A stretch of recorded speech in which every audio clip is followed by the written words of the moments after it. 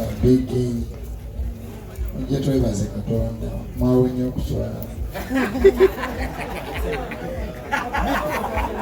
Jackie, where are you? Jackie. Basi banyawo omanyi bafala ne bajjuwa baki Bajjuwa okubafala kwe kutwalibwa mu mbeera gy'oteetegerera. Okubajjuwa kwe kutwalibwa mu mbeera gye weetegerera. Nali wa Pastor Bugembe worship house wanchallenge nga tuli abantu bakwano bange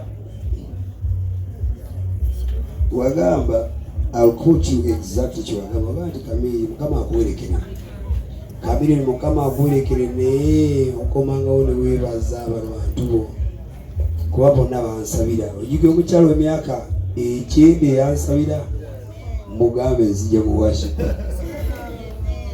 Kinuma nnyo nti ngenda Australia nemwana ebintu bya music byefani kana Australia bagamba nti tusanze okulaba tutandikirawo naye enkola ya pastor abira abantu mu worship house esaala zaffe mu mwezi anukula. Buli muntu yali mu church eyo, buli muntu yali mu church eyo, kino ekitiibwa kyali kya Mukama. Bannange omuntu bwakugamba nti jangu osabire ekivulu daginaiso oyo twakkirira Sebo Kamili ne ttiimu yo Biggie. Omuntu bwakugamba jangu osabire somehow aba kugamba obeera oba attached. Ejjukiro lwali lwa Kotano naye nga pastor tukuze ekibuuzo ng'obuuzaayo kati wanda kusenyi nga nze nga ntumbude owulira otya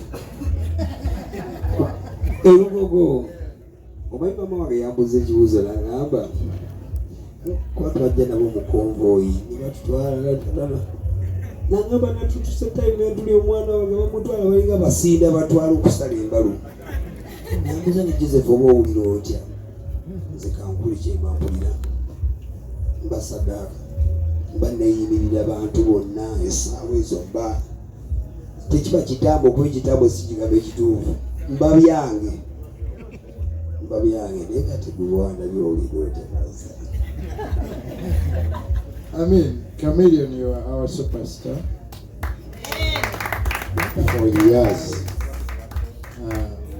Nze ndowooza ebintu bibiri then tusabe okwebaza Katonda. Ekisookera ddala bwe wafuna ekizibu ekinene sita buli kyakola abamugobera bonna kibakola. Sita bwe yeeyambula abamugoberera bonna. Sita bw'asala akaviiri nga bamugoberera bonna. So bwe wafuna ekizibu wakola ekintu n'oddukira mu kyaki tebaddukira wamugenda baddukira Mukama Katonda kuba ye kanisa ya Katonda. Abantu bonna abakugoberera babalaga nti weesigama Katonda. Kakati era ne Katonda naye waddukidde gy'ali era naye n'akulaga nti when you run to me I'll be there for you. He is the rock.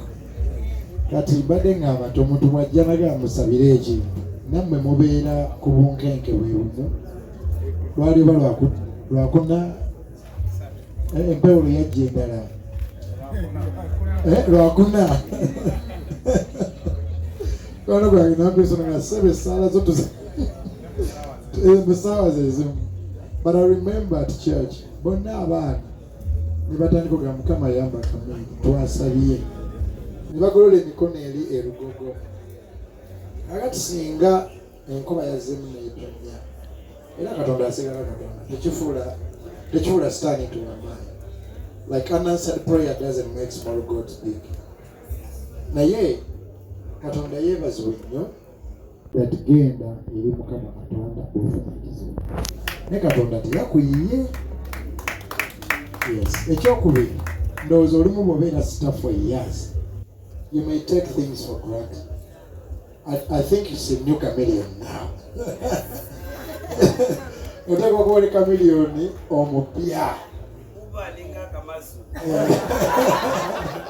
kati wagenza oyimirira ku kituuti awo nga ku luno siggwe naye Katonda.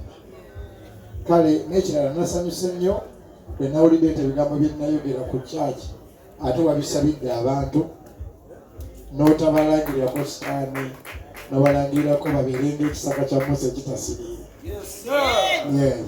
So neeyaza nnyo neeyanzeege obwedda Jackie akubira ne muganzi gya musonyiwe nnyo okujja leeti nange mbeera mu kibuga nga nzungu. Kaakati tugenda kufukamira twebaze Katonda. Kamiri jangu mu maaso gw'ensonga enkulu.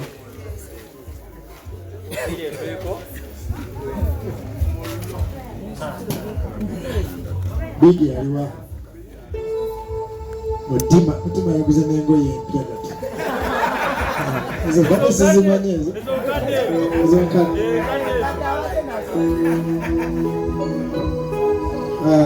Waliwo abantu Kamiri nga naye wadde bakwogera abantu kendeza mu Katonda wako.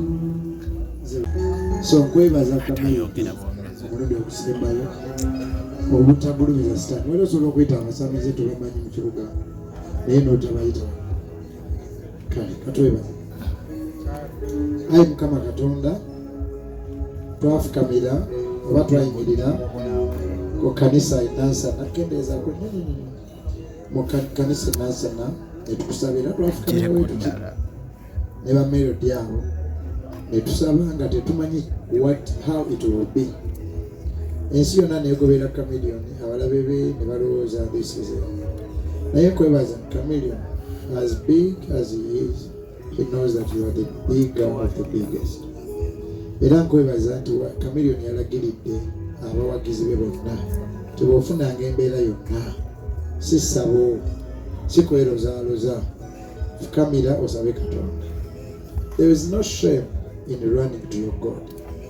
Era omuntu yenna akujereka Chameleon tebagenze mu kanisa okusaba Katonda akwatireko naye tumusabira kuba muzibe azibuka amaanyi. N'omuntu yenna anyiiga nti lwaki Chameleon bamulese mu kanisa. Kanisa teri nnyiniyo, Yesu Kristo ye nnyiniyo era ayita abaana be bonna.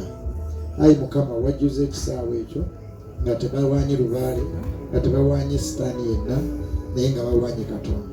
Era wakati awo n'ofunira ne Chameleon obudde okusabira abantu ebigambo byawulira mu kiraki. Era Mukama tukwebaza kubanga tetumanyi abantu bangi bandidduse ne bava Katonda. Bandigambye nti olaba oyo yagenda ewa Katonda naye era enkuba yabitonnya. Naye ku luno weeraze amaanyi go. And today we are kneeling here not before any man but before you. Era nga tumanyi nti kuba Chameleon is ahead nti abantu banyonyomye bamutunuulidde. Sabira omuntu yenna nga alina embeera mwayita. Kuba obeera nga Chameleon oba celebrity obeera nkokonjera buli ekikubaako buli omu akimanyi. Naye nga wabweru eyo buli omu alina kyayitamu. Mukama tusabira bonna abalina kye bayitamu. Gwe yasangudde Chameleon, Biggie, Fenon wabasangudde amaziga ag'ennaku oba w'amaziga ag'essatu. Nzijukira mu kaluumu awo we twatuulula ku speak nga it looked dark. Naye Chameleon, even when it was dark, yasigala agamba I know 24th will be bigger. Teaching us faith.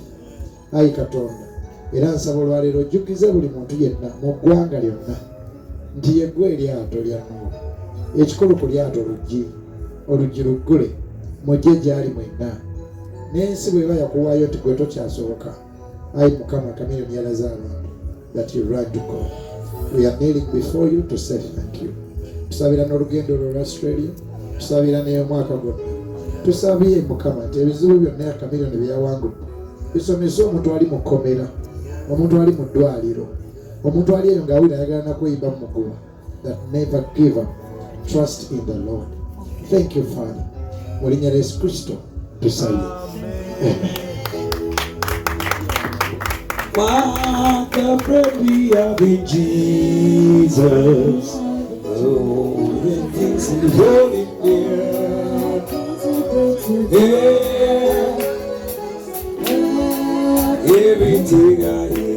Everything is brought in prayer. What a friend we have in Jesus.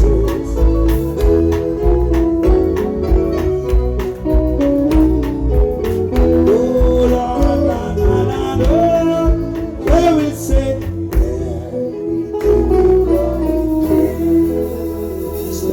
aswadde